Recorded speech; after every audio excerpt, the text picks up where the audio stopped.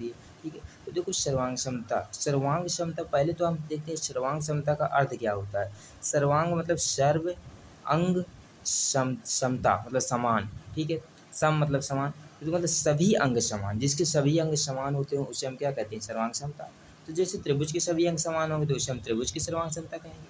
जैसे कि मान लो कि ये मेरे दो हाथ हैं, यदि मैंने इस हाथ के ऊपर ये अपना हाथ रख दिया और ये दूसरे वाला हाथ ना दिखे तो उसे हम क्या कहेंगे कि मेरे हाथ क्या हैं, सर्वांगसम है। मतलब यदि मैंने अपने इस हाथ को इस दूसरे हाथ के ऊपर रख दिया और दूसरा हाथ ना दिखे तो उसे हम क्या कहेंगे कि यह मतलब कि ये हाथ क्या है, सर्वांगसम है। तो इसी प्रकार से, ठीक है, मतलब एक के ऊपर दूसरा रख देने पर वो दूसरा ना दिखाई दे तो उसे हम क्या कहेंगे, सर्वांगसम। तो ये होता है हमारे त्रिभुज की सर्वांगसम। तो देखो त्रिभुज की सर्वांगसम क्या है, यदि किन्हीं दो त्रिभुजों में, ये मान लो कोई दो त्रिभुज हैं, ठीक है, यदि किन्हीं दो त्रिभुजों में एक त्रिभुज है ABC, एक त्रिभुज है PQR। यदि किन्हीं दो त्रिभुजों में त्रिभुज की तीनों संगत भुजाएं और तीनों संगत कोण आपस में बराबर हैं तो उसे हम क्या कहते हैं, उन दोनों त्रिभुजों को सर्वांगसम त्रिभुज कहते हैं।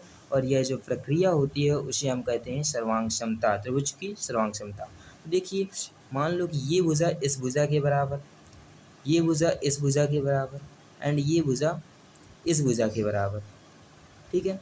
और ये कोण इस कोण के बराबर, ये कोण इस कोण के बराबर और ये कोण इस कोण के संगत। मतलब कि ये इधर वाली भुजा है तो ये भी इधर वाली भुजा होगी, ये इधर वाली भुजा है दोनों, मतलब ये इधर मतलब एक भुजा है तो ये इधर वाली भुजा होगी, अगर ये नीचे वाली भुजा है तो ये भी नीचे वाली भुजा। मतलब कि संगत भुजाएं, असंगत कोण, इसका कोण ये, मतलब इस और इस भुजा के बीच बना कोण ये है तो इस और इस भुजा के बीच बना कोण ये होगा। इस और इस भुजा के बीच बना कोण ये है तो इस और इस भुजा के बीच बना कोण ये होगा। इस और इस भुजा के बीच बना कोण ये है तो इस और इस भुजा के बीच बना कोण ये है, ठीक है।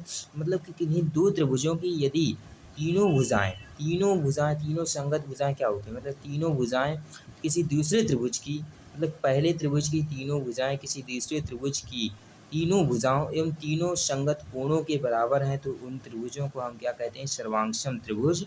और यह जो प्रक्रिया होती है उसे हम कहते हैं सर्वांगसमता। इसे हम कहते हैं त्रिभुज की सर्वांगसमता। अब देखिए त्रिभुज की सर्वांगसमता आपको समझ में आ गया होगा। अब त्रिभुज की सर्वांगसमता कितने प्रकार की होती है। त्रिभुज की सर्वांगसमता 4 प्रकार की होती है। तो देखिए कौन कौन सी होती है। तो 4 प्रकार में हम क्या लेते हैं, अब देखो आप समझ सकते हैं इसको। देखो त्रिभुज की एक होती है भुजा भुजा भुजा सर्वांगसमता,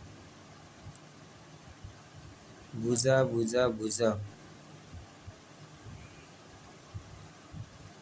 सर्वांगसमता।